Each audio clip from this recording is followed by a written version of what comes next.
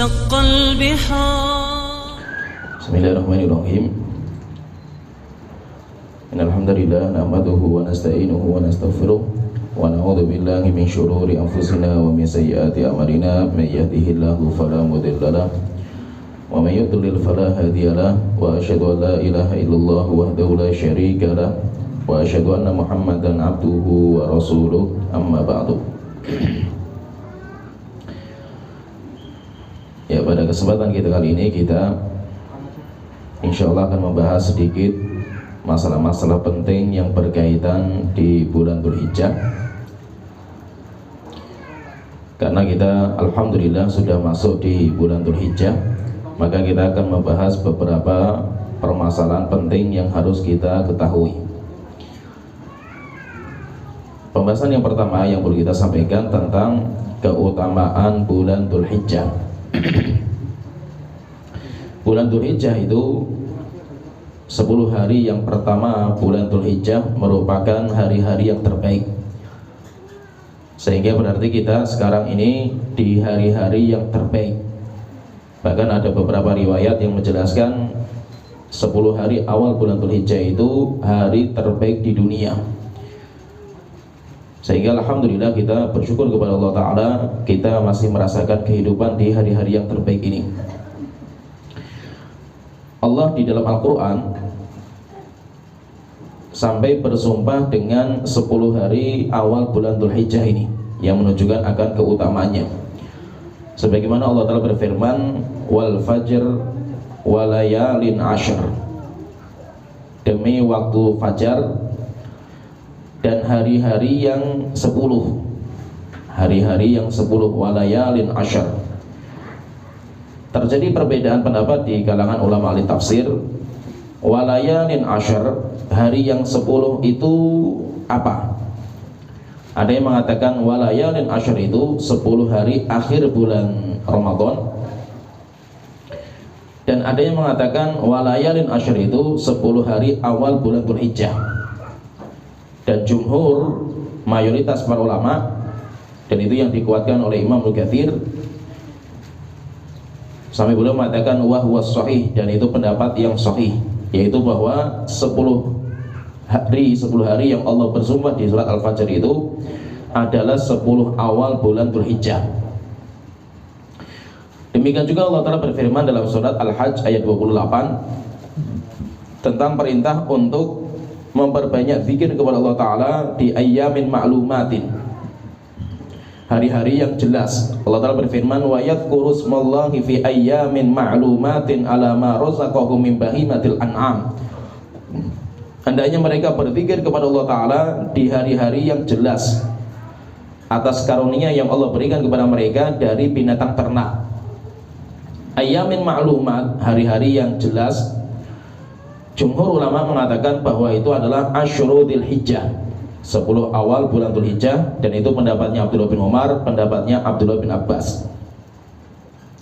Demikian juga Rasulullah SAW menyebutkan dalam sebuah hadis dikeluarkan oleh Imam Bazzar, Imam Ibnu Hibban, disahihkan oleh Syalbani, dari Jabir radhiyallahu anhu, Rasulullah SAW beliau bersabda, fadlu ayyamid dunya ayyamul ashr, hari terbaik di dunia itu adalah 10 hari awal bulan Dzulhijjah.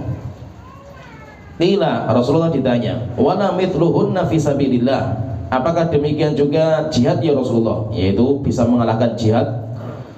Qala wala mithluhunna fi sabilillah. Kemudian Rasulullah mengatakan tidak ada yang bisa mengalahkan amal-amal yang dikerjakan di 10 hari awal bulan Dzulhijjah.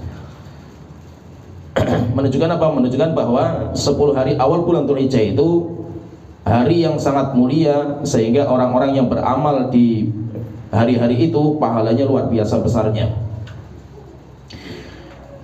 Dan hari ini, yaitu di hari-hari yang mulia ini, kata Imam Ibnu Hajar, kenapa 10 hari awal bulan Dzulhijjah itu merupakan hari terbaik? Kata beliau mengatakan karena di hari itu berkumpul semua ummahatul ibadah, pokok-pokok penting dalam ibadah, itu semuanya berkumpul di hari itu. Di bulan-bulan yang lain nggak ada. Oleh karena itu Al-Imam Ibnu Hajar beliau mengatakan walladzi yadhhar, dan pendapat yang paling nampak bagi kita, yaitu kenapa kok hari 10 hari awal bulan Dzulhijjah itu hari yang sangat mulia. Kenapa seperti itu? Beliau mengatakan annas sabab fi imtiyazi asyri Dzulhijjah, yaitu sebab kenapa 10 hari awal bulan Dzulhijjah itu merupakan hari yang terbaik. Maka beliau mengatakan limakani ijtima'i ummahatil ibadati fihi, karena di hari-hari itu berkumpul pokok-pokok ibadah dan gak berkumpul di bulan yang lain. Wahiyya sholatu wasiyamu wasodaqatu wal hajju, yaitu berkumpul di dalamnya apa? Sholat, puasa, sedekah atau zakat atau haji. Berkumpul ini, haji pun ada di situ. Wala yata'atta dzalika fi ghairihi, dan di bulan yang lain gak bisa berkumpul empat-empatnya. Empat-empatnya itu gak mungkin bisa berkumpul. Berkumpul cuma bulan Dzulhijjah. Ada juga sebuah riwayat sahih juga dikeluarkan oleh Imam Abu Dawud dan Imam Nasai, disahihkan oleh Syalbani. Rasulullah SAW beliau bersabda, a'adzamul ayyami indallahi yauman nahri thumma yaumal qir. Hari yang paling besar di sisi Allah Ta'ala yaitu yauman nahr, tanggal 10-nya berarti yauman nahr, hari penyembelihan kurban. Thumma yaumal qir, yaumal qir itu adalah hari setelahnya, yaitu awal hari tasyrik, yaitu tanggal 11-nya. Itu hari yang terbaik. Maka intinya dari pembahasan itu kita mendapatkan faedah bahwa kita itu sekarang di hari-hari yang mulia. Kalau ditanya antara hari ini awal bulan Dzulhijjah dengan akhir bulan Ramadan, itu mana lebih mulia? Dibahas juga oleh para ulama masalah ini, mana yang lebih mulia. Maka pendapat wallahu alam yang paling kuat kita katakan bahwa kalau dilihat dari siangnya, maka 10 hari awal bulan Dzulhijjah lebih mulia daripada Ramadan kalau dilihat dari siangnya. Tetapi kalau dilihat dari malamnya, 10 hari akhir bulan Ramadan lebih mulia daripada 10 hari awal bulan Dzulhijjah. Kenapa? Karena 10 hari bulan Ramadan itu terakhir ada Lailatul Qadar yang tidak bisa dikalahkan. Tapi Lailatul Qadar itu di malamnya, bukan di siangnya. Sehingga kenapa malamnya itu Rasulullah itu menghidupkan malam harinya 10 hari yang terakhir, karena keutamaan 10 hari terakhir bulan Ramadan itu di malamnya, bukan di siangnya. Sehingga kita terkadang kalau itikaf itu malam hari gak tidur. Kapan kita tidur? Siangnya full kita tidur, kita istirahat. Kenapa? Karena yang dicari di 10 hari terakhir bulan Ramadan itu adalah siangnya, adalah malamnya. Kalau bulan Dzulhijjah yang dicari adalah siangnya. Kemudian pembahasan yang kedua, amal-amal apa saja yang kita kerjakan di malam-malam, di hari-hari seperti ini. Maka di 10 hari awal bulan Dzulhijjah itu kalau bisa kita pacu diri kita untuk mengamalkan semua amal kebaikan. Semua pintu-pintu kebaikan yang bisa kita kerjakan semaksimal mungkin. Walaupun ada sisi di mana Allah itu lebih membukakan pintu kebaikan. Ada orang yang dia itu lebih dibukakan pintunya untuk menghafal Quran, karena dia itu hafal Quran, penghafal Quran dia, sehingga baca Qurannya lancar dan dia itu lebih bisa menghabiskan waktu untuk hafal Quran atau baca Quran, maka itu yang terbaik. Ada orang yang lebih baiknya itu dia itu puasa. Kenapa? Karena di 10 hari terakhir itu dia sudah biasa puasa, dia itu puasa Senin Kamis itu biasa, sehingga dia puasa itu nggak ganggu aktivitas dia. Maka yang terbaik puasa. Belum tentu orang itu mudah untuk hafal Quran, baca Quran dimudahkan. Tapi alhamdulillah saya sudah biasa puasa, sehingga maksimalkan untuk puasa. Atau dia itu dibukakan pintu sedekah, biasanya dia itu sedekah dengan hartanya, maka 10 hari awal bulan Dzulhijjah itu perbanyak untuk sedekah atau berzikir kepada Allah Ta'ala sebanyak-banyaknya. Jadi semua pintu-pintu kebaikan itu yang bisa kita kerjakan secara maksimal, kerjakan. Dalam sebuah hadis dari Abdullah bin Abbas radhiyallahu anhu dikeluarkan Imam Bukhari, Rasulullah SAW beliau bersabda, "Ma min ayyamin al-amalu shalihu fiha ahabbu ilallahi min hadhil ayyam." Tidak ada hari di mana amal soleh yang dikerjakan paling Allah cintai kecuali amal soleh yang dikerjakan di hari-hari ini, yaitu 10 hari awal bulan Dzulhijjah. Qalu, akhirnya para sahabat bertanya, "Ya Rasulullah, walal jihadu fi sabilillah?" Apakah juga lebih baik daripada jihad di jalan Allah? Qala walal jihad. Maka Rasulullah mengatakan demikian juga jihad fi sabilillah, di jalan Allah tidak bisa mengalahkan. Illa rajulun kharaja bi nafsihi wa malihi, kecuali orang yang dia keluar membawa jiwa dan hartanya, tsumma lam yarji min dzalika syai', untuk berjihad sampai akhirnya pulang nggak bawa apa-apa, habis hartanya, habis nyawanya hilang. Dalam hadis yang lain juga dikeluarkan oleh Abdullah bin Umar radhiyallahu anhu, dikeluarkan diriwayatkan oleh Imam Ahmad dan dihasankan sanadnya oleh Syalbani. Abdullah bin Umar beliau mengatakan, kuntu inda Rasulillah sallallahu alaihi wasallam, pernah saya itu bersama Rasulullah sallallahu alaihi wasallam. Fadzakartu lahul a'mal, kemudian saya menyebutkan kepada beliau amal-amal kebaikan. Setelah itu Rasulullah bersabda, ma min ayyamin al-amalu fihinna afdal min hadhil ashr. Tidak ada hari di mana amal soleh yang paling mulia dikerjakan itu kecuali di malam-malam ini, di hari-hari ini. Qalu ya Rasulullah wal jihadu fisabilillah, ya Rasulullah bagaimana dengan jihad? Fa akbarahu, maka Rasulullah itu menganggap amal yang dikerjakan di awal bulan Dzulhijjah itu lebih besar. Setelah itu Rasulullah mengatakan wal jihadu fisabilillah, jihad tidak bisa mengalahkan. Illa ayyakhruja rajulun bi nafsihi wa malihi fi sabilillah thumma takunu mahjatu nafsihi fihi, kecuali orang yang berangkat jihad membawa jiwa dan hartanya, kemudian semuanya hilang, yaitu semuanya hilang, nyawanya hilang, kemudian hartanya hilang. Berarti kalau kita perhatikan di sini, berarti semua amal soleh itu semuanya baik kita kerjakan di awal-awal bulan Dzulhijjah seperti ini. Terus apa yang terbaik? Kalau kita cari apa yang terbaik, maka ada amal khusus di 10 hari awal bulan Dzulhijjah itu yang disebutkan sama Rasulullah SAW. Yaitu hadis khususnya apa? Yaitu memperbanyak zikir. Amal khusus itu adalah memperbanyak zikir. Zikirnya ada 4. Dan itu kalau bisa kita perbanyak sebanyak-banyaknya.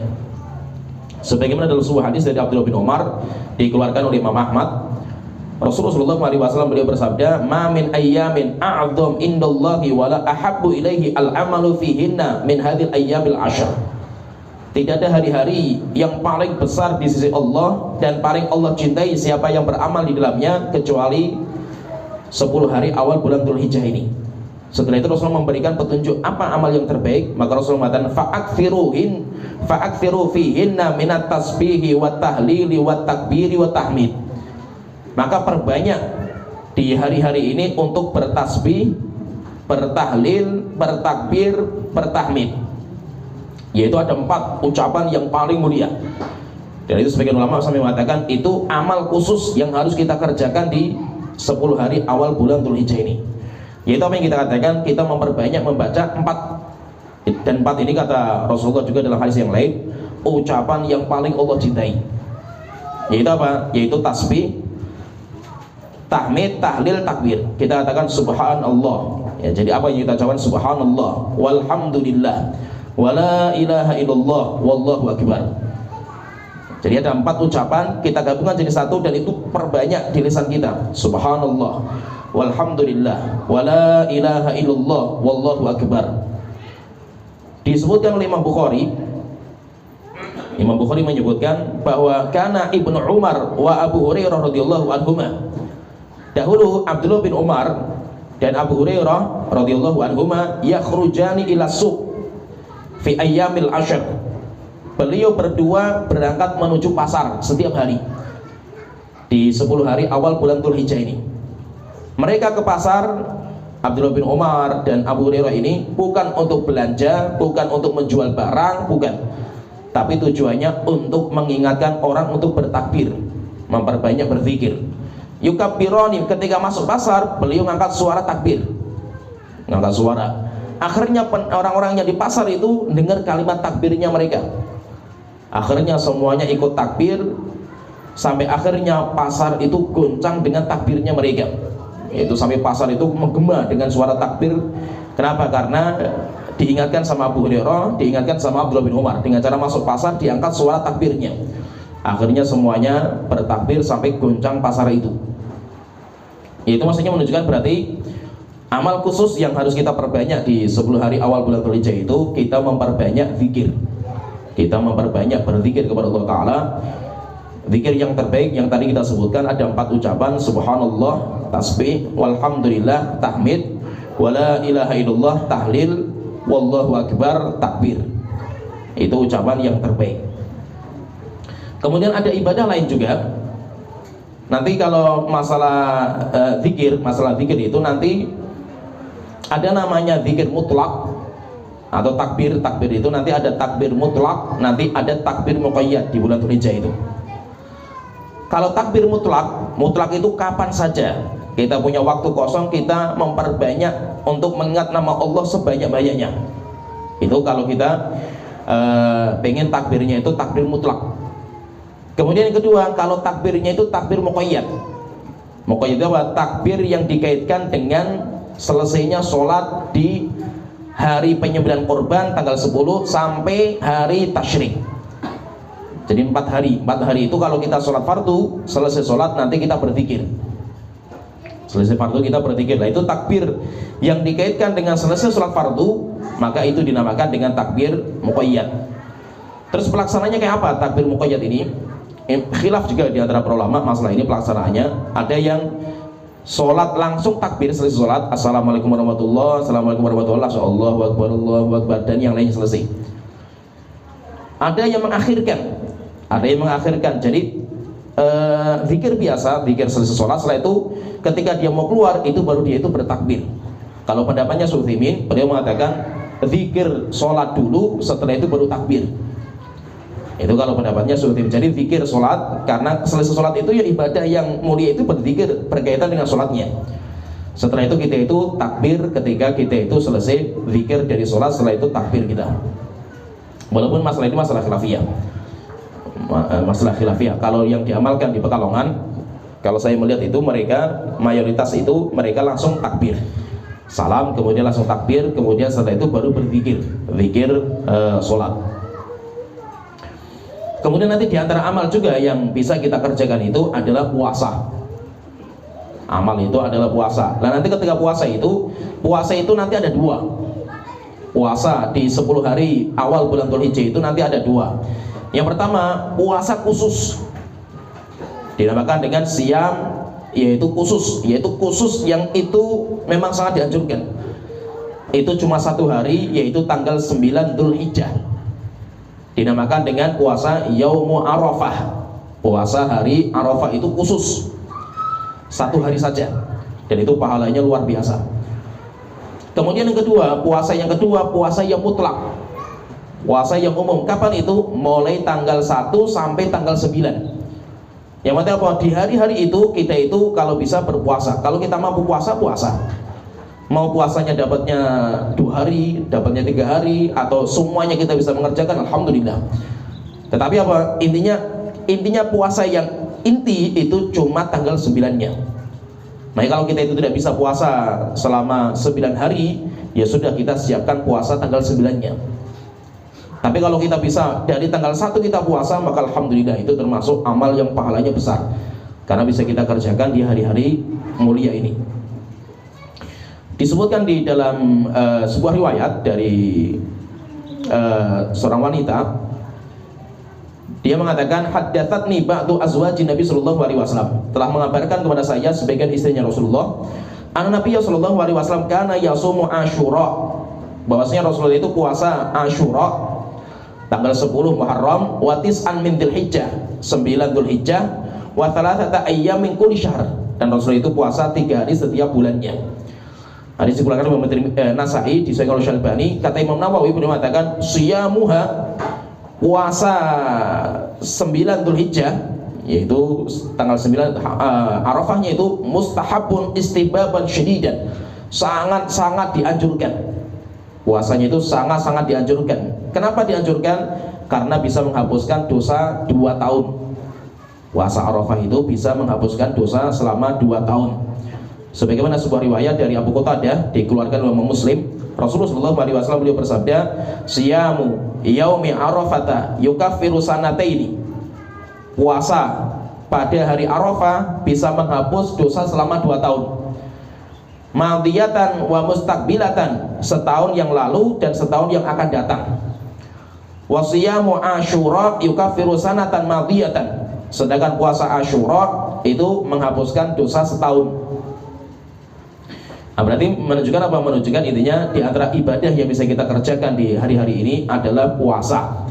Kalau kita bisa puasa semua selama 9 hari itu luar biasa. Tapi kalau tidak bisa, maka semaksimal mungkin Anda bisa puasa berapa hari, itu alhamdulillah. Kalau memang tidak bisa, kita itu puasa yang lain, ya sudah kita cukupkan, kita siapkan diri untuk puasa pada Arafahnya, tanggal 9-nya. Kemudian di antara amalan yang bisa kita siapkan di hari-hari mulia ini, yaitu kita berkorban. Kita berkorban bagi orang yang punya kelebihan harta. Kita sudah siapkan di hari-hari ini, sudah kita siapkan. Siapa yang dia itu pengen berkorban, sudah diniatkan. Sudah diniatkan untuk berkorban di tahun ini. Walaupun nanti pelaksanaan korban itu tanggal 10 sampai Ayyamut Tasyrik selesai, tapi niat persiapan itu sudah kita siapkan di 10 hari awal bulan Dzulhijjah ini. Kenapa? Karena nanti ada fikihnya. Rasulullah SAW beliau bersabda tentang masalah korban, man kana lahu sa'atun walam yudhi fala yaqrabanna musallana. Siapa yang punya kelebihan harta tapi dia tidak berkorban, maka jangan mendekati tempat sholat kita, yaitu tempat sholat id. Jangan ikut sholat id bersama kita. Ini hadis ini nanti menjadi khilaf di antara para ulama tentang apa hukumnya berkorban bagi orang yang mampu. Kalau bagi orang yang tidak mampu itu selesai. Orang tidak mampu nggak dipaksa untuk berkorban. Tapi yang menjadi pertanyaan, bagi orang yang mampu berkorban itu hukumnya apa? Itu hukumnya apa bagi orang yang mampu untuk berkorban? Jumhur ulama, mayoritas para ulama mengatakan orang yang mampu berkorban hukumnya disunahkan. Orang yang mampu berkorban hukumnya disunahkan untuk berkorban. Sedangkan pendapat Ahnaf, yaitu mazhab Hanafi, dan itu pendapat yang dirojihkan oleh Syekhul Islam, dan itu juga pendapat yang banyak dirojihkan sama ulama-ulama mutakhirin, yaitu mereka mengatakan bahwa hukum berkorban bagi orang yang mampu itu hukumnya wajib. Hukumnya wajib. Sehingga siapa yang mampu berkorban, dia nggak berkorban, maka dia berdosa. Kenapa? Karena hukumnya diwajibkan. Nah, jadi intinya bagi orang yang dia itu punya kelebihan harta, siapkan diri untuk berkorban. Mau dia katakan hukumnya wajib maupun hukumnya sunnah, itu pembahasan fikih. Pembahasan fikih, tapi intinya dianjurkan orang yang punya harta untuk berkorban. Terus kalau berkorban itu atas nama siapa? Berkorban itu kalau kambing, maka atas nama satu orang. Yang dimajukan itu atas nama satu orang, walaupun nanti dia memasukkan banyak nama. Tetapi kalau kambing itu satu orang, kemudian kalau sapi itu 7 orang, kalau onta itu 10 orang. Maksudnya nanti berkaitan dengan hukum tidak boleh memotong kuku dan rambut.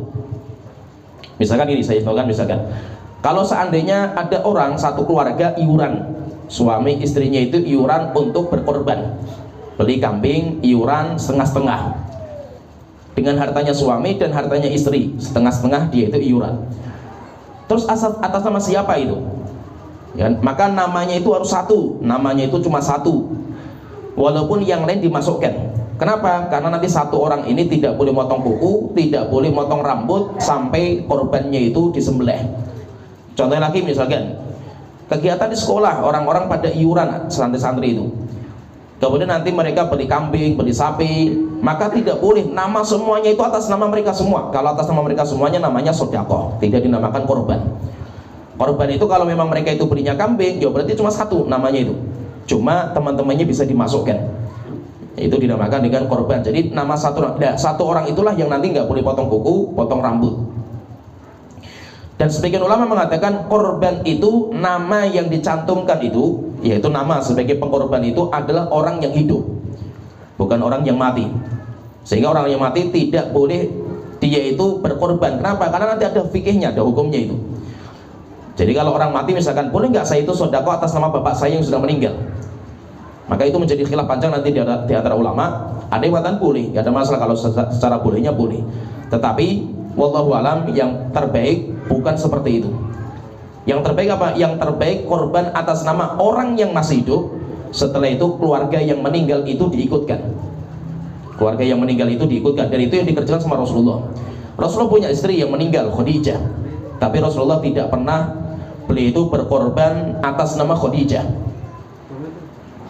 Tapi Rasulullah mengatakan dalam korbannya biasa mengatakan ini korban untukku dan untuk keluargaku. Jadi kalau kita itu mau berkorban atas nama si mayit, maka dimasukkan si mayit itu dimasukkan, tetap itu korban saya. Korban saya tetapi dimasukkan ini korban untukku dan kepada orang tua saya yang sudah meninggal. Nah itu boleh. Kalau langsung diniatkan untuk orang tuanya boleh nggak? Maka itu menjadi khilaf panjang di antara para ulama. Ada yang mengatakan nggak boleh, ada yang mengatakan boleh. Wallahu alam, kalau yang terbaik, kalau katakan yang terbaik itu diikutkan. Kenapa? Karena tetap Anda yang hidup itu juga butuh pahala. Bukan hanya orang mati saja yang butuh pahala. Kita yang masih hidup juga pengen dapat pahala. Maka kita ikutkan semuanya sehingga semuanya bisa mendapatkan pahala. Pertanyaan, apa sih hikmahnya kenapa orang yang punya niatan berkorban itu nggak boleh potong kuku dan tidak boleh potong rambut? Sebagian ulama mengatakan karena untuk mengikuti orang yang haji. Orang yang haji mereka nggak boleh potong rambut, potong kuku sampai tahallul mereka, sampai selesai haji mereka. Demikian juga kita yang niatan untuk berkorban, kita nggak boleh potong rambut, kuku sampai nanti binatang korban kita disembelih. Itu sebagian mengatakan seperti itu, disamakan dengan mereka. Jadi intinya kalau kita berkorban itu nanti kita siapkan mulai dari sekarang. Itu siapkan dari sekarang. Kalau kita memang sudah beli binatang korban, kemudian kita itu sudah niat, maka sejak tanggal 1 Dzulhijjah kita sudah tidak boleh potong kuku dan potong rambut, tidak dibolehkan. Kemudian nanti ada masalah korban itu, nanti ada fikih korban sendiri, setelah panjang lebar kita nanti ada sendiri fikihnya. Intinya berkorban itu kalau pengen yang terbaik itu kita sendiri yang menyembelih. Kalau yang terbaik kita sendiri yang menyembelih. Tapi kalau kita nggak berani, nggak ada masalah, kita serahkan kepada orang lain yang menyembelih. Dan nanti pembagiannya itu bisa dibagi menjadi 3 bagian. Bisa, boleh, yaitu 1/3 untuk kita keluarga yang berkorban, 1/3 untuk yang hadiah, dinamakan hadiah itu orang-orang yang dia inginkan untuk dikasih, kemudian 1/3 diberikan kepada fakir miskin. Kalau semuanya diberikan kepada fakir miskin semuanya, boleh juga, tidak ada masalah, boleh. Nah, kemudian kita bahas ini pembahasan yang berikutnya. Kemudian nanti juga masalah korban itu, fahami di sini masalah fikih korban, ada pembahasan yang sangat penting sekali. Masalah fikih korban yang sering terjadi kekeliruan, yaitu tentang masalah menjual kulit binatang. Maka kita katakan fahami di sini masalah kulit binatang itu perlu difahami, kita dudukkan karena banyak panitia yang keliru dalam masalah ini. Jadi kulit binatang itu yang sudah diniatkan untuk dikorbankan. Saya misalkan saya punya uang, saya beli kambing, niatnya sudah mau dikorbankan. Maka kambing itu sudah bukan milik saya lagi. Kambing itu milik Allah Ta'ala. Kambing itu sudah jadi milik Allah Ta'ala. Maka tidak boleh saya jual. Saya menyesalkan, aduh saya nggak jadi korban lah itu, saya jual, boleh nggak? Nggak boleh. Karena itu sudah bukan milik kita, itu sudah saya wakafkan. Yaitu kayak saya itu punya tanah, saya wakafkan. Tidak boleh saya kembali lagi gitu. Maka itu sudah milik Allah Ta'ala. Tidak boleh kita menjual. Sayanya itu nggak boleh menjual. Maka perwakilan saya itu siapa yang ngurusi? Panitia. Panitia itu perwakilan dari si pemilik. Panitia itu perwakilan. Maka akad saya yang punya kambing, akad dengan panitia korban yang di masjid dan yang lain, akadnya itu amanah. Wakil, dia itu sebagai wakil saya. Maka kalau dia itu sebagai wakil pemiliknya, maka hukumnya kayak pemiliknya. Sehingga apa? Daging itu semua itu bukan milik dia. Dia tidak boleh mendapatkan. Dia tidak boleh menjual, nggak boleh. Kecuali kalau dia bukan wakil dari si pengkorban. Tapi pengkorban memberikan, misalkan kamu nanti tak kasih kulit. Kulitnya sudah dikasih kepada panitia, dikasihkan kepada panitia. Setelah itu panitia menjual, maka itu sudah jadi haknya panitia. Kenapa? Karena sudah dari awal memang diberikan kulitnya kepada panitia. Tapi kalau akadnya itu panitia, cuma itu panitia saja untuk mengolah penyembelihan dan yang cuma panitia gitu. Panitia itu berarti dia itu cuma wakil dari si pengorban, maka dia tidak boleh menjual kulit. Terus bagaimana kalau seandainya kulitnya itu banyak, kulitnya dibagi kepada orang-orang. Nanti kalau sudah pindah tangan kepada orang, orangnya dapat kulitnya itu. Saya dapat, misalkan ada orang dapat kulit. Setelah itu dia mau menjual, ya terserah dia. Kenapa? Karena sekarang kulit yang sudah saya miliki, saya punya kulit misalnya, dikasih orang kulit. Kulit yang sudah saya miliki itu sudah bukan barang wakaf lagi. Wakaf bagi saya, karena saya bukan orang yang berkorban, saya itu. Saya kan dapat ini. Maka boleh saya nikmati, boleh, atau saya jual, boleh, terserah. Saya misalkan dapat daging korban banyak misalkan, berkilo-kilo misalkan itu. boleh saya makan, boleh saya berikan ke orang lain, boleh saya jual. Boleh nggak dagingnya itu saya jual? Boleh, karena itu sudah jadi milik saya. Beda sama orang yang berkorban. Orang yang berkorban, dagingnya itu bukan milik dia lagi, binatangnya bukan milik dia, maka dia tidak boleh menjual. Orang mengatakan, nah kalau saya menjual tapi uangnya saya berikan kepada fakir miskin atau kepada masjid, nggak boleh, karena itu sudah bukan milik Anda. Bagaimana caranya? Caranya berikan ke orang lain tuh, kulitnya berikan ke orang, terserah orangnya itu. Terserah orangnya yang nanti dia itu mau menjual, terserah dia itu, bukan kita yang menjual tapi itu. Jadi barangnya itu harus sudah pindah tangan dulu. Pindahkan tangan dari orang yang berkorban kepada orang yang lain, itu baru nanti bisa dimanfaatkan. Karena itu banyak keliru. Dalam masalah ini saya lihat banyak keliru. Jadi intinya di hari-hari yang mulia ini banyak sekali nanti amal-amal yang bisa kita kerjakan. Dan yang terbesar, yang terbaik itu kita itu semaksimal mungkin kita itu beramal sebanyak-banyaknya. Kenapa? Karena siapa yang beramal di hari-hari mulia seperti ini nanti akan dilipat gandakan pahalanya. Pahalanya nanti berlipat-lipat. Demikian juga apa? Kalau amalan di sebuah hari mulia atau waktu yang mulia atau tempat yang mulia kok dilipat gandakan, demikian juga dosa yang dikerjakan pun dilipat gandakan. Maka di hari-hari seperti ini, hari-hari yang mulia itu, kita itu tahan kita dari dosa dan maksiat. Kenapa? Karena dosa itu nanti akan dilipat gandakan. Oleh itu ada beberapa hari, yaitu hari-hari mulia itu siapa yang berbuat dosa itu nanti akan dilipatkan. Malam Lailatul Qadar misalkan, hari yang penuh dengan kebaikan, orang berlomba-lomba berbuat kebaikan, kok malah ada orang berbuat dosa, maka dosanya pun nanti akan dilipat gandakan.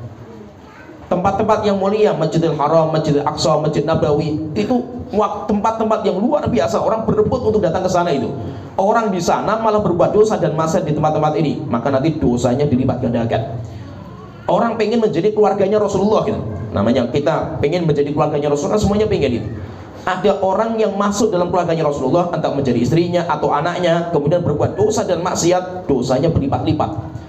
Oleh itu Allah tegur istrinya Rasulullah, istrinya Rasul ditegur, siapa di antara kalian yang berbuat dosa, yudha'af, akan dilipat gandakan itu, dosanya akan dilipat gandakan. Karena beda gitu, kalian itu nggak seperti wanita yang lain itu, rumahnya kan itu rumah kenabian.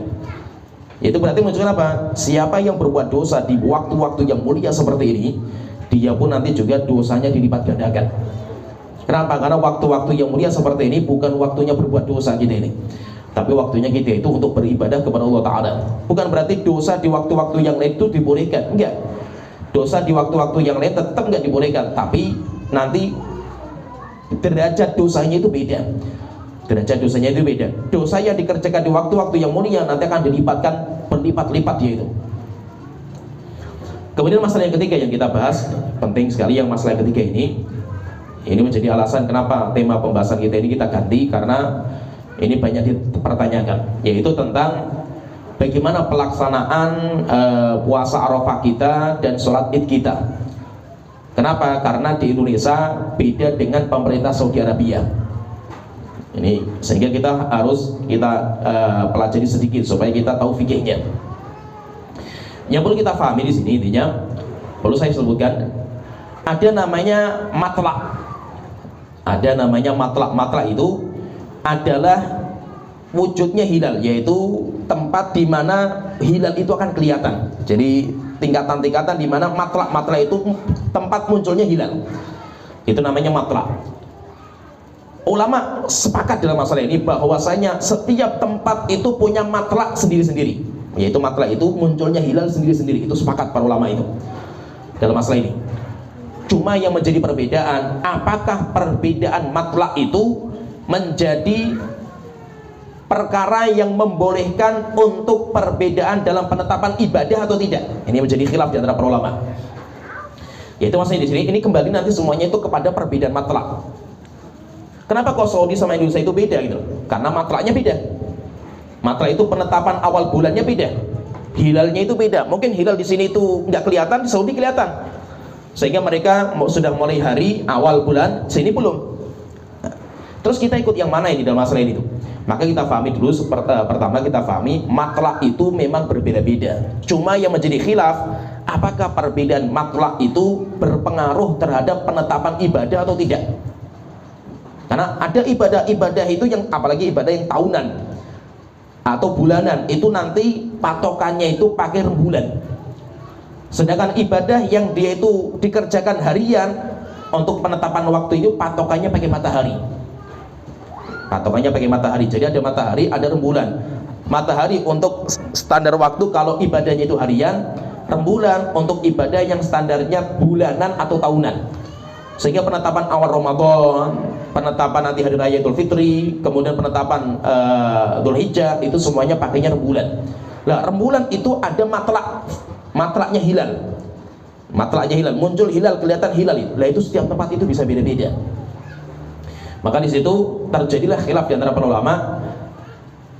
Ada dua pendapat yang paling masyhur dalam masalah ini. Yang pertama, jumhur ulama, mayoritas para ulama, dan itu pendapat yang dirojehkan oleh Syekh bin Baz. Pendapat yang dirojehkan sama Syekh bin Baz. Nanti kita bacakan sebentar ucapan secara ringkas. Kalau pendapat jumhur dan pendapat mayoritas para ulama, mereka mengatakan bahwa matlak itu cuma satu. Dalam penetapan ibadah besar itu cuma satu. Sehingga kalau ada yang kelihatan, satu dunia semuanya mengikuti. Satu dunia harus mengikuti. Tidak ada beda-beda. Tidak ada negeri ini dengan negeri itu beda. Semuanya harus sama.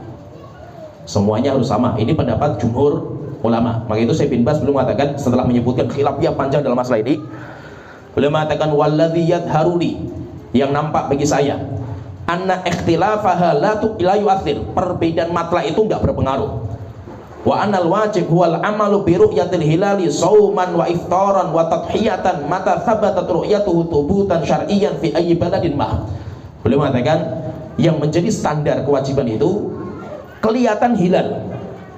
Kelihatan hilal, baik nanti itu standar puasa atau selesai puasa Ramadan berarti masuk hari raya Idul Fitri, atau masalah berkorban atau masalah puasa Arafah, selama sudah ada yang melihat, sudah ada yang melihat, maka semua negeri mengikuti yang melihat itu. Berarti mengikuti patokannya satu negeri itu. Semuanya mengikuti. Tidak ada nanti negeri itu beda-beda, nggak boleh. Ini kalau pendapatnya jumhur. Ini kalau pendapatnya jumhur, dan itu pendapat yang dirojehkan sama Syekh bin Baz. Kemudian pendapat yang kedua ini pendapat yang paling sahih dari mazhab Syafi'iyah. Dan pendapat ini yang dirojehkan sama Syekhul Islam Ibnu Taimiyah, kemudian dirojehkan sama mayoritas ulama-ulama mutakhirin seperti Syekh Utsaimin, kemudian yang lainnya. Bahkan fatwa-fatwa yang berjalan ya seperti ini. Fatwa-fatwa yang berjalan seperti, bahkan Lajnah Daimah, nanti akan kita baca sedikit juga. Lajnah Daimah, walaupun ketuanya Syekh bin Baz, itu pun juga mengakui silahkan kalau setiap negeri mau mengamalkan sendiri-sendiri silahkan. Itu yang diamalkan dalam fatwa, yaitu setiap negeri itu memiliki matlak yang sendiri-sendiri, berbeda-beda. Maka matlaknya orang Indonesia bisa beda dengan Malaysia, atau Indonesia Malaysia bisa beda dengan Saudi, beda lagi sama Amerika, beda. Sehingga kita puasa di Saudi mungkin belum puasa, sana sudah lebaran, di sini masih puasa, itu nggak ada masalah. Perbedaan seperti itu nggak ada masalah. Nanti Syekh Utsaimin fatwanya panjang, banyak, saya sebutkan secara ringkas fatwanya beliau tentang masalah ini, yaitu karena beliau itu juga ditanya tentang masalah perbedaan antara negeri kita dengan Saudi. Bagaimana kalau negeri kita sama Saudi itu beda? Maka nanti beliau memiliki jawaban. Beliau ditanya di sini, kata si penanya, Su'ila rahimahullah ta'ala, Syekh Utsaimin ditanya min ba'di muwadzdhifi sifarati biladil haramin, tentang orang-orang yang kerja di kedutaan Saudi, di mana kedutaan Saudi itu kan ada di semua negeri. Fi'ih dan dual, di mana mereka itu kerjanya di luar negeri, bukan di Saudinya, di luar negeri. Wa nahnu huna nu'ani bi khususi siyami syahri Ramadan al-mubarak wa siyami yaumi Arafah. Maka pertanyaan itu kami bingung bagaimana kami menyikapi tentang masalah puasa Ramadan dan puasa Arafah, karena negeri kami beda dengan Saudi itu. Waqad inqasamal ikhwatu hunaka ila thalathati aqsam, dan komunitas kami, yaitu orang-orang muslim di tempat kami kerja itu, mereka beda menjadi 3 pendapat. Nasumu ma'al mamlakati wa nuftir ma'al mamlakati. Pendapat yang pertama, kita puasa bareng sama Saudi, kita buka puasa ya bareng sama Saudi. Wa qismun yaqul, kemudian kelompok yang kedua mengatakan nasumu ma'ad daulatil lati nahnu fiha wa nuftir ma'hum. Kita puasa, kita buka sama negeri yang kita tinggal di dalamnya. Yaitu kita tinggal di dalamnya, yaitu kalau dia di Indonesia ya berarti ikuti Indonesia lah itu. Qismun yaqul, kemudian kelompok yang ketiga mengatakan nasumu ma'ad daulatil lati nahnu fiha Ramadan amma yaumu Arafah fa ma'al mamlakati. Kalau puasa Ramadan kita ikuti negeri yang kita tinggal di dalamnya. Tapi kalau puasa Arafah, kami ikut mamlakah, ikut Saudi, ikut orang yang wukuf di Arafah di sana. Intinya setelah itu beliau mengatakan, tolong jawab pertanyaan kita ini karena ini sangat penting bagi kita, karena banyak orang kerja seperti itu. Akhirnya beliau mengatakan, ikhtalafal ulama rahimahumullah. Dalam masalah ini ulama berbeda pendapat. Ulama berbeda pendapat sehingga wajar. Anda mau ngamalkan yang itu ya silakan, ngamalkan yang ini silakan, karena itu khilafiyah. Fima idza ra'al hilal fi makanin min biladil muslimin duna ghairihi. Ketika ada satu negeri yang melihat hilal tapi negeri yang lain tidak melihat hilal. Hal yalzimu jami'ul muslimin al-amala bihi. Apakah lazim, harus melazimkan semua kaum muslimin ngamalkan negeri yang dia itu bisa melihat? Am la yalzam illa man ra'auhu wa man wafaqahum fil matali. Tidak melazimkan kecuali orang yang melihat atau yang satu matlak, satu jalur. Wa man ra'auhu wa man kana ma'hum tahta wilayatin wahidatin al-aqwabil muta'addidati wa fi khilaf. Intinya sini masalah khilaf panjang. Khilafnya panjang. Setelah itu beliau mengatakan warajih, pendapat yang rajih bagi saya, annahu yarji'u ila ahlil ma'rifati. Semuanya kembali kepada ulama negeri masing-masing. Ulama negerinya. Fa in ittafaqat matali'ul hilali fil buldaini sara kal buldanil wahid. Jika matlaknya itu satu jalur, Indonesia sama Malaysia satu jalur, sama Brunei itu satu jalur. Kalau satu jalur, maka kalau sudah di Indonesia dilihat, Malaysia dan Brunei harus mengikuti. Atau Malaysia harus melihat, maka Indonesia Brunei harus mengikuti karena satu jalur. Fa idza ruwiya fi ahadihima thabata hukmu fil akhar. Jika satu negeri sudah dilihat, maka negeri yang sebelahnya harus mengikuti. Amma idza ikhtalafatil maqali. Tetapi kalau matlaknya beda, Indonesia sama Saudi jauh sekali matlaknya. Selisihnya sampai 4 jam. Jauh sekali matlaknya itu. Falikul baladin hukmun nafsuhu. Maka setiap tempat punya hukum sendiri-sendiri. Wa hadza ikhtiyaru Syekhul Islam Ibnu Taimiyah, dan itu yang dipilih sama Syekhul Islam Ibnu Taimiyah, wa huwa dhahirul kitabi wa sunnati, dan itulah zahir dari apa yang Allah firmankan dalam Al-Qur'an, demikian juga dalam hadis Rasulullah, wa muqtadul qiyas, dan itu zahir yang ada dalam qiyas.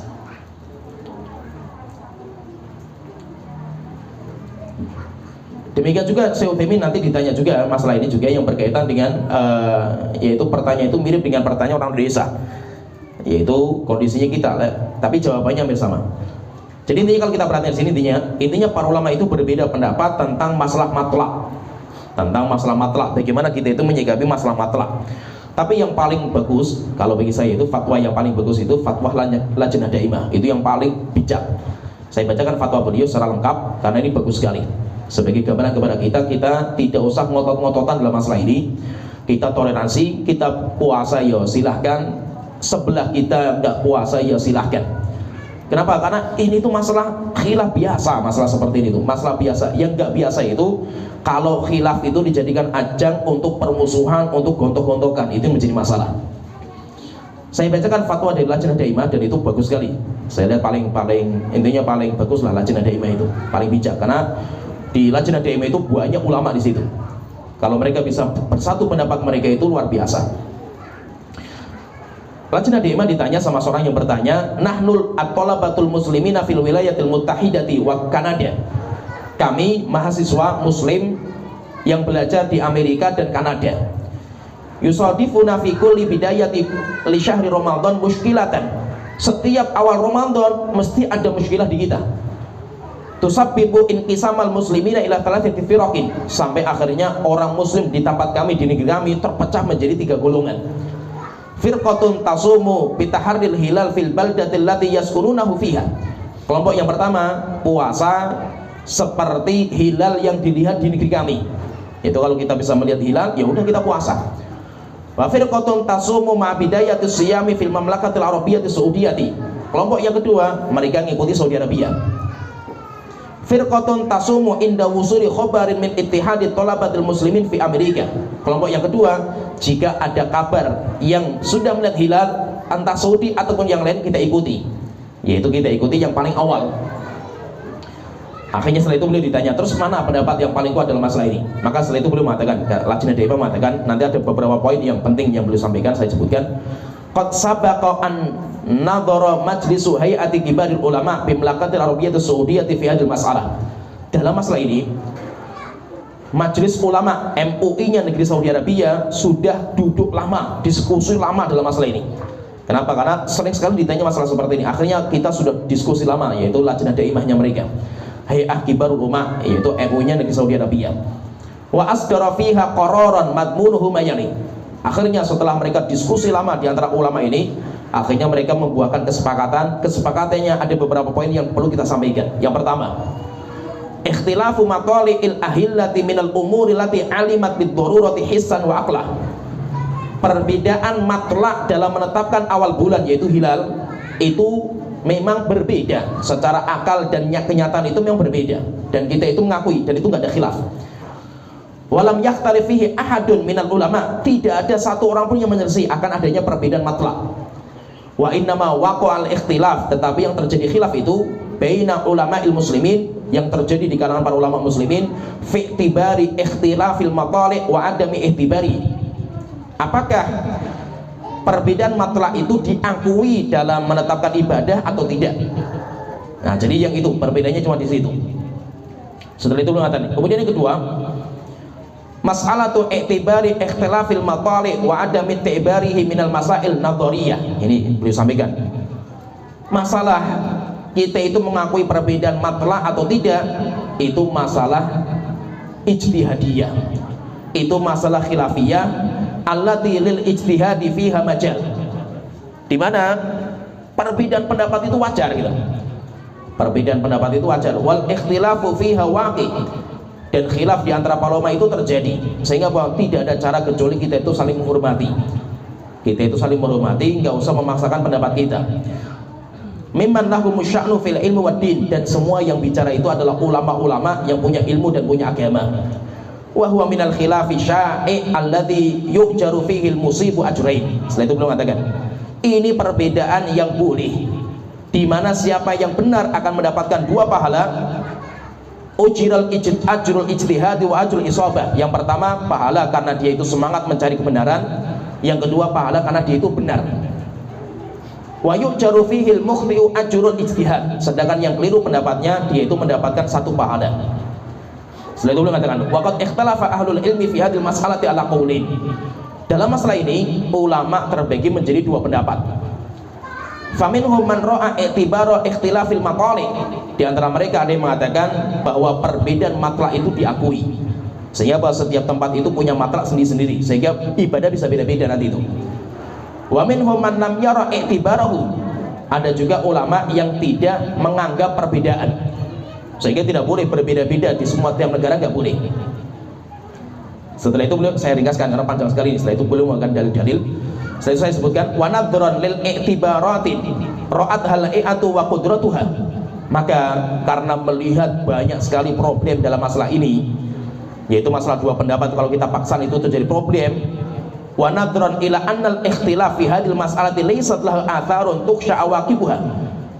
Dan ulama-ulama dalam Hayatul Kibarul Ulama MUI melihat jangan sampai perbedaan itu membuat akibat-akibat yang rusak dari perpecahan dan yang lainnya. Setelah itu mereka mengatakan faqad madha ala dhuhuri hadzal din arba'ata asyara qurnan. Agama Islam sudah berjalan selama 14 abad. Selama 14 abad la na'lamu fiha qatratan jara fiha tauhidul ummatul islami ala ru'yatin wahidah. Dari sejak zaman dulu sampai sekarang kita nggak pernah mendapatkan kabar kalau dipaksakan satu dunia itu satu harus ngikuti satu, itu tidak pernah terjadi seperti itu. Fa inna a'dha majlis kibaril ulama, maka itu semua anggota di MUI Negeri Saudi Arabia yarawna baqa al-amri ala ma kana alaihi. Mereka membolehkan amal ibadah seperti yang sudah berlalu. Ya sudah, apa yang sudah dijalankan, jalankan saja itu. Kamu punya negeri kamu jalankan apa, jalankan sajalah. Wa adamu itharati hadzal mawdu', dan jangan sampai menyebarkan masalah-masalah seperti ini yang menyebabkan apa? Nanti perpecahan di sebuah negeri itu. Wa ayyakuna likulli daulatin islamiyatun haqqu ikhtiyarin, dan kami membuka pintu bagi setiap negeri untuk memilih apa yang terbaik bagi negerinya. Matarahu biwasitati ulama'iha, selama ulama-ulama di negeri itu dan para pemangku jabatan mereka memilih menetapkan seperti itu, kita membuka pintu. Tsalitsan, kemudian yang ketiga, Setelah itu beliau membahas masalah juga. Nadhara majlisu hayati fi mas'alati thubutil ahilati bil hisab. Setelah itu, yaitu semua ulama yang duduk di MUI Negeri Saudi Arabia, mereka diskusi panjang lebar juga tentang masalah hisab, yaitu bagaimana penetapan dengan hisab. Wa ma warada fi dzalika min adillatin fil kitab wa sunnah. Demikian juga apa dalil-dalil yang dipakai dalam masalah ini. Setelah diskusi panjang lebar, setelah itu beliau mengatakan wattalau ala kalami ahlil ilmi fi dzalika, dan mereka sudah meliti tentang ucapan-ucapan para ulama, demikian juga ucapan-ucapan ahli hisab, kemudian dan yang lainnya. Faqarraru bi ijma', maka semuanya menetapkan dengan kesepakatan mereka semua, yaitu ulama-ulama Saudi ini sepakat ada mu'tibari hisabin nujum fi thubutil ahillati fil masalih syar'iyyah, tidak mengakui hisab sebagai penetapan untuk ibadah-ibadah yang besar. Wa tara lajnah da'imata lil buhthut ilmiyyah anna ittihadat talabatil muslimin fid duwalil lati hukumatuha ghairu islamiyyah. Kemudian masalah yang berikutnya, jika kaum muslimin tinggal di sebuah negeri yang itu negeri kafir, mereka tidak punya negara, tidak punya pemimpin muslim, tapi mereka tinggalnya di negeri kafir, mereka jumlahnya cuma sedikit, maka kata mereka mengatakan, kalau lajnah da'imah mengatakan yaqumu maqama hukmatin islamiyyatin fi mas'alati itsbatil hilal. Boleh mereka bikin sebuah organisasi untuk menetapkan penetapan awal ibadah-ibadah yang besar. Seperti orang tinggal di Amerika, misalkan di sana nggak ada MUI-nya Islam, maka tidak ada masalah. Atau negeri-negeri kafir misalkan, nggak apa-apa. Kemudian nanti masih banyak, ini masih panjang lah itu fatwanya, nanti silakan bisa dilihat fatwa-fatwa mereka. Intinya masalah itu masalah khilafiyah, jadi tidak usahlah kita terlalu ributkan dalam masalah ini. Ini masalah khilafiyah, dan khilafiyah itu mu'tabar. Khilafiyah itu mu'tabar, sehingga tinggal Anda itu mau ikut mana. Anda mau ikut pemerintah setempat, mau puasanya Arafah atau sholat idnya, itu hak, silahkan. Atau mau ikuti Saudi semuanya, itu juga boleh. Atau yang lainnya, itu tidak ada masalah. Yang penting apa? Yang penting ini masalah khilafiyah. Setiap orang yang beristihad selama punya ulama dalam masalah ini, maka itu dibolehkan. Kalau saya pribadi, ini kalau jawaban saya pribadi, cuma ini saya pribadi dan saya amalkan untuk diri saya selama saya mempelajari masalah ini. Kalau saya sendiri, wallahu alam, tapi saya pribadi, yaitu saya enggak melazimkan. Silahkan Anda ikuti pendapat dari mana tadi yang kuat, mengikuti Syekh Utsaimin bagus. Syekh Utsaimin bagus, karena itu banyak sekali ulama-ulama yang berpendapat seperti itu. Mau ngikuti jumhur juga enggak ada masalah itu. Tapi kalau saya pribadi, saya kalau puasa ikut Saudi. Puasa Arafahnya kalau saya ikut Saudi Arabia. Tapi kalau sholat idnya, saya ikut sholat id di mana masyarakat itu sholat. Kenapa kok saya bedakan seperti ini? Saya juga mendapatkan beberapa fatwa dalam masalah ini. Kenapa saya bedakan dan saya mengikuti ulama yang bedakan seperti ini? Karena ibadah puasa dan ibadah sholat id itu beda. Bedanya apa? Puasa itu nggak kelihatan, sehingga antum menyelisih pemerintah itu nggak kelihatan antum menyelisih itu. Wong antum cuma nggak makan saja itu. Masalahnya apa kalau antum menyelisih kan gitu?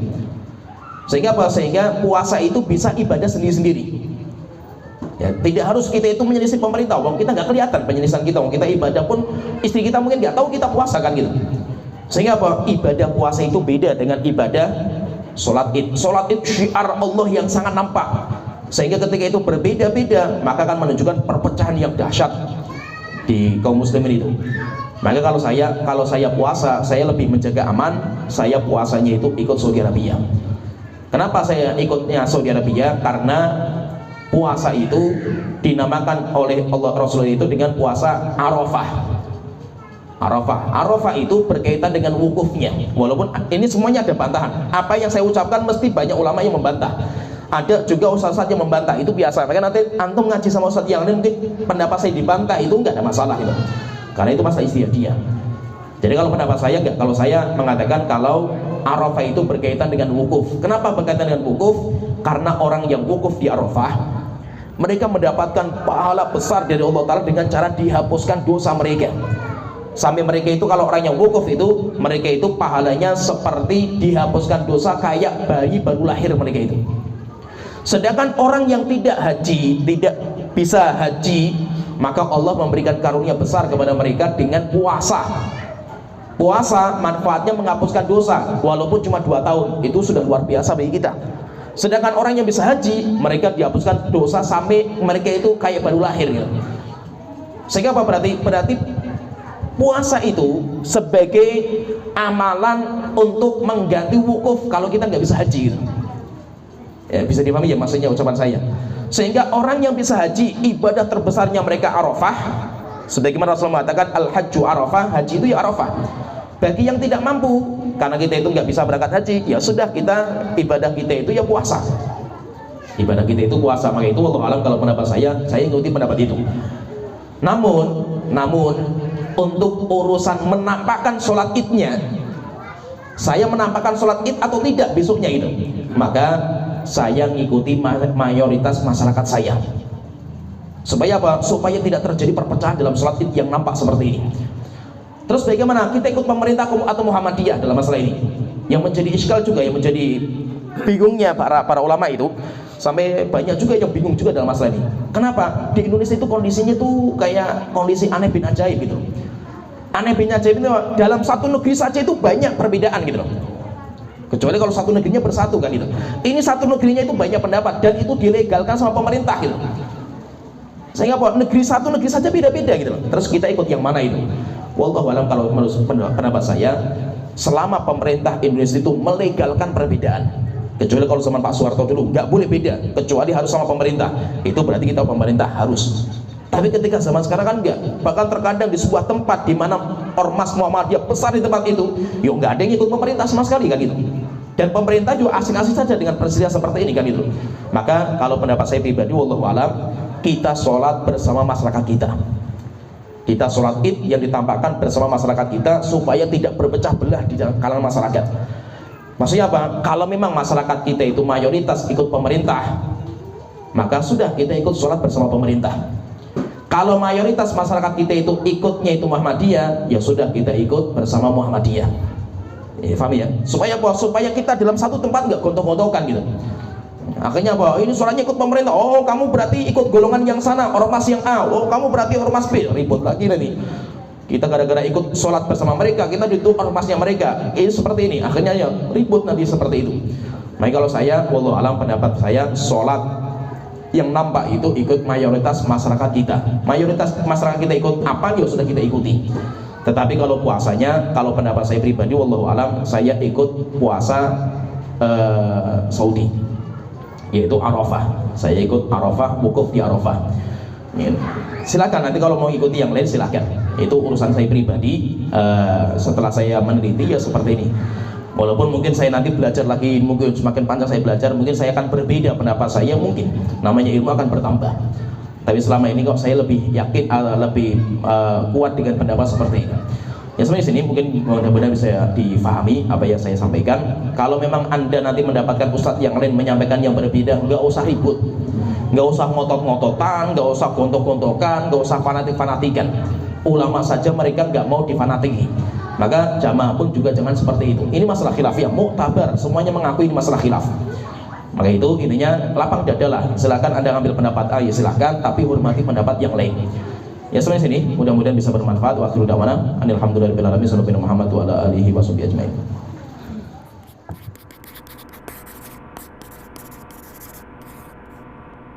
Donasi dakwah multimedia Nida Salam. Berikan donasi terbaik Anda untuk dakwah dan pendidikan Islam.